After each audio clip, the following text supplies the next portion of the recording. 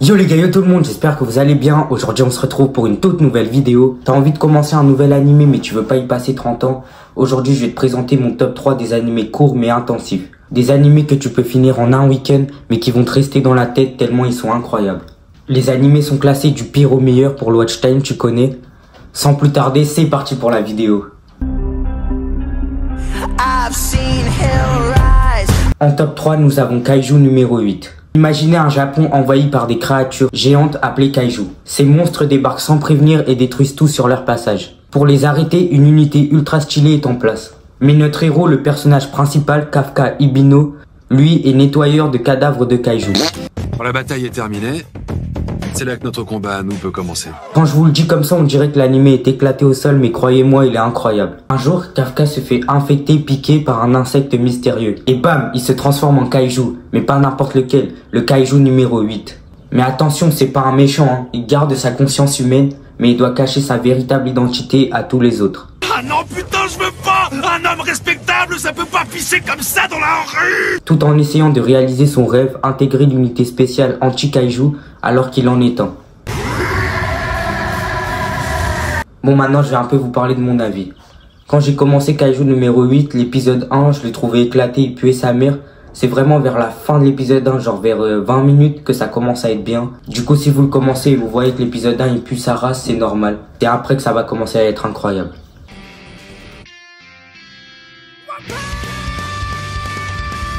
Alors comme deuxième animé, on a One Punch Man, un classique. Alors oui, t'as probablement déjà vu une ou deux scènes de cet animé, mais si tu l'as jamais regardé, commence-le après cette vidéo. On va suivre Saitama, un gars qui ressemble un peu à un œil, mais qui peut exploser n'importe quel vilain ou super-héros en un seul coup de poing. Les apparences sont trompeuses. Vu qu'il arrive à one-shot tout le monde, il s'ennuie grave. Et l'objectif de cet animé est de trouver un vrai adversaire à Saitama pour qu'il ne puisse pas one-shot son adversaire et pour qu'il ait enfin un vrai combat. Dites-vous, le perso est tellement fort que l'objectif de l'anime est de faire en sorte que Saitama mette 2 coups de poing au lieu d'un. Tellement il est fort. En vrai, One Punch Man, c'est pas un truc sérieux, c'est plus un truc drôle, humoristique. Déjà, t'as des personnages qui ont des couilles à la place du menton, des crabes en slip en train de se balader en pleine rue. C'est vraiment un anime où tu peux exploser de rire tout en voyant des scènes d'action de bâtard.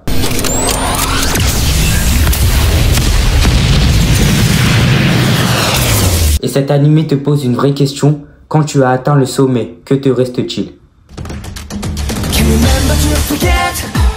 Ok, en top 1, je vous présente une dinguerie, Solo Leveling. Même si t'as jamais vu d'animé de toute ta vie, celui-là va te faire commencer et te retourner le cerveau. L'histoire, elle commence avec un gars, Sung Jin-woo, et pas celui-là.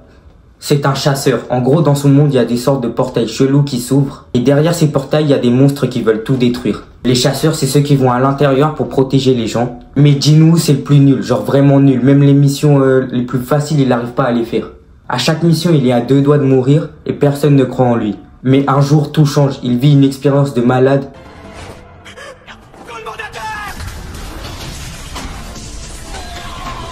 Et là, il chope un pouvoir que personne d'autre n'a. Il peut devenir plus fort sans limite. Il gagne des compétences, il s'entraîne, il affronte des monstres de plus en plus puissants.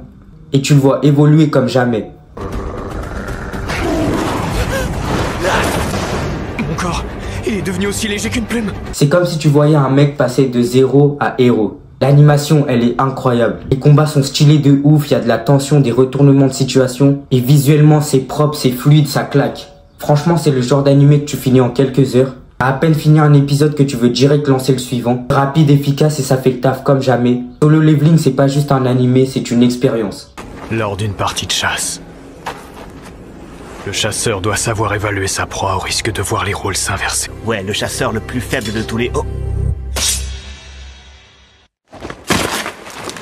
Si tu ne sais pas quoi regarder, ces 3 animés sont des valeurs sûres. En plus, ces 3 animés, ils sont pas encore finis. Normalement, il y a des saisons qui vont peut-être sortir cette année. Du coup, si vous voulez les commencer, c'est maintenant ou jamais. C'est déjà malheureusement la fin de la vidéo. Dites-moi en commentaire par quel animé vous allez commencer. Et aussi, allez regarder ma première vidéo sur le top 5 des animés incontournables pour commencer. Et dites-moi si j'ai évolué depuis. Genre si je fais un meilleur montage, si on dirait que je suis plus actif à la caméra. Ou si je suis resté le même et rien n'a changé. J'adorerais lire vos commentaires. On se retrouve très bientôt pour une nouvelle vidéo. Au revoir.